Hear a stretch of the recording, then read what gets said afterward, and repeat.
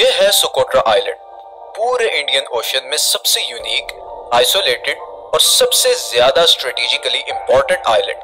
आम लोग शायद इसके बारे में कुछ ज्यादा नहीं जानते, मगर दुनिया के कई कंट्रीज, खासकर यूएई और सऊदी अरब की इस पे बहुत कड़ी नजर है। इस आइलैंड को एलियन आइलैंड भी कहा जाता है, क्योंकि यहाँ पर पाए जाने वाले दरख्त और पौधे पूरी दुनिया में कहीं नहीं पाए जाते। लेकिन ये तो बहुत छोटी सी वजह है जो इस आइलैंड को इतना खास बनाती है। असल वजह है इस आइलैंड की जोग्राफियाई लोकेशन, और इसी वजह से इसको the jewel of gulf of Aden भी कहा जाता है। यमन से तकरीबन 500 किलोमीटर दूर हॉर्न ऑफ अफ्रीका के पास वाक़ ये आइलैंड एक गेटवे है, जहां से पूरी दुनिया के 30% समुद्री कंटेनर्स गुजरते हैं। हर रोज तकरीबन 3 million oil barrels Persian gulf से निकलकर इंडियन ओशन में आते हैं। ये समुद्री जहाज अरेबियन सी को क्रॉस करते हुए गल्फ ऑफ एडन में आते हैं और फिर रेड सी में दाखिल होते हुए इस बाबल मंदेब को क्रॉस करते हुए सुएज कनाल के जरिए यूरोप में पहुंच जाते हैं। तो जो भी इस आइलैंड को कंट्रोल करेगा वो असल में वर्ल्ड ट्रेड को भी कंट्रोल करेगा, और इसके साथ ही अफ्रीका पे भी नजर रख सकेगा,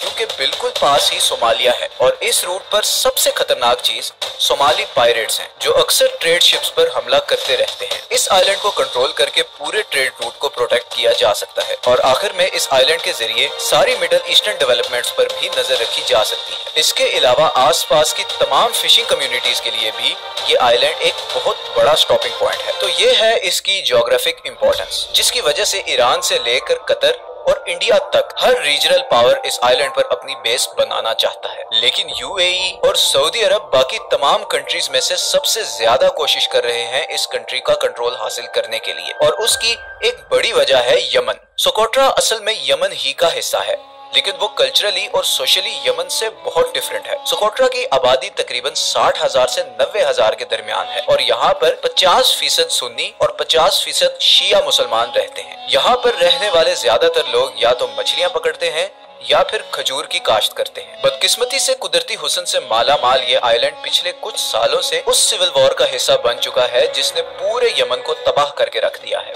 यमन की सिविल वॉर की बात करें तो इसकी शुरुआत तब हुई जब 2014 में हुकूमत मुखालिफ शिया ग्रुप अंसार अल्लाह ने यमन के कैपिटल सन्ना पर कब्जा कर लिया और प्राइम मिनिस्टर मोहम्मद बासिंदवा को रिजाइन करने पर मजबूर कर दिया। ये अंसार अल्लाह असल में वही ग्रुप है जिन्हें यमनी होसी बागी भी कहा जाता है। यमन वॉर एक बहुत ही कॉम्प्लेक्स टॉपिक है। ये एक प्रॉक्सी वॉर है। सादे अल्फाज में बात करें तो इस कॉन्फ्लिक्ट की असल डोरियां पर्दे के पीछे मौजूद कुछ और कंट्रीज के हाथ में है। एक तरफ अमेरिका और गल्फ कंट्रीज हैं जो प्रेसिडेंट हादी को सपोर्ट करते हैं, और दूसरी तरफ ईरान है जो होसी बागियों को सपोर्ट करता है। यमन एक ऐसी प्रॉक्सी वॉर की आग में जल रहा है जहां पे दुनिया की सुपर पावर्स अपने मकसद के लिए उसकी जमीन और लोगों का इस्तेमाल कर रहे हैं। इस टॉपिक पर हम फ्यूचर में एक वीडियो भी बनाएंगे। फिलहाल वापस आते हैं सोकोट्रा आइलैंड पे। तो सऊदी अरब और यूएई की सोकोट्रा को हासिल करने की एक वजह तो ये है कि वो होसी बागियों पर नजर रख सकेंगे, क्योंकि अभी रिसेंटली यूएई पर कुछ मिसाइल अटैक्स हुए थे जिनकी रिस्पॉन्सिबिलिटी इन्हीं होसी बागियों ने क्लेम की थी। तो यहाँ बैठकर यूएई बहुत आराम से ऐसे किसी भी अटैक को नाकाम बना सकता है, बल्कि इवन अगर इन होसी बागियों पर उसे मिसाइल अटैक भी करना पड़े तो यूएई के मुकाबले में यहाँ से हमला करना काफी आसान होगा। लेकिन ये सारी स्टोरी अब और भी इंटरेस्टिंग होने जा रही है। 2015 में सोकोट्रा आइलैंड में एक बहुत बड़ा तूफान आया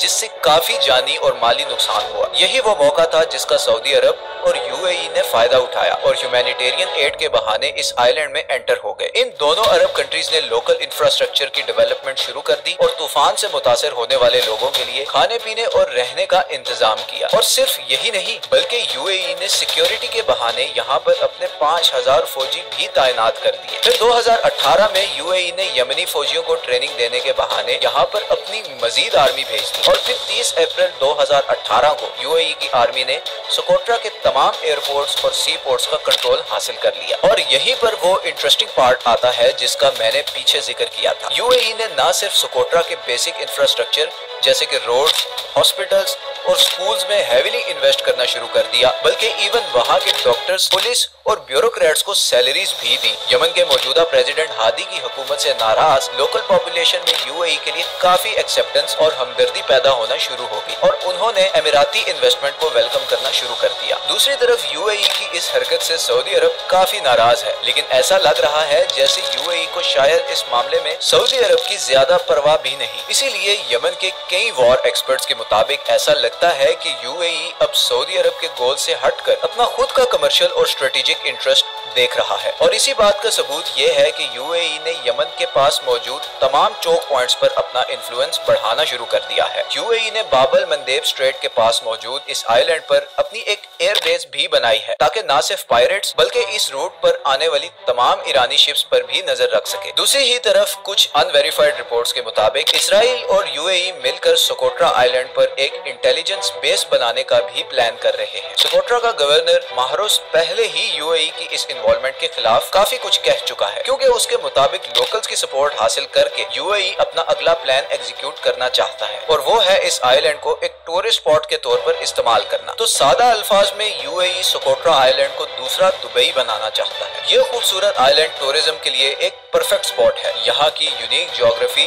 बहुत ज्यादा टूरिज्म अट्रैक्ट कर सकती है। कई अमीराती कंपनीज ऑलरेडी हदीबो और अबू धाबी के दरमियान वीकली फ्लाइट्स भी ऑपरेट कर रही हैं। अपने इसी प्लान को पूरा करने के लिए बड़ी बड़ी अमीराती कंपनीज ने पहले ही इस आइलैंड के नेशनल पार्क में 5 स्टार रिजॉर्ट्स बनाने की तैयारी शुरू कर दी है। बल्कि कुछ ऐसी फुटेजेस भी सामने आई हैं जिसमें यह देखा जा सकता है कि इस आइलैंड के ये यूनिक दरख्त यहाँ से उखाड़ कर दुबई ले जाए जा रहे हैं और वो वक्त शायद इतना दूर नहीं जब यूएई पब्लिकली सोकोट्रा आइलैंड को अपना हिस्सा अनाउंस कर दे। इस तमाम सूरत हाल में सोकोट्रा के इन गरीब और सादा लोगों के लिए खुशखबरी है या खतरा? ये लाइक और चैनल को सब्सक्राइब जरूर कर दें। हमने अभी और बहुत सी इंटरेस्टिंग टॉपिक्स पर वीडियोस बनानी है, तो आपकी सपोर्ट बहुत जरूरी है। अपना ख्याल रखिएगा।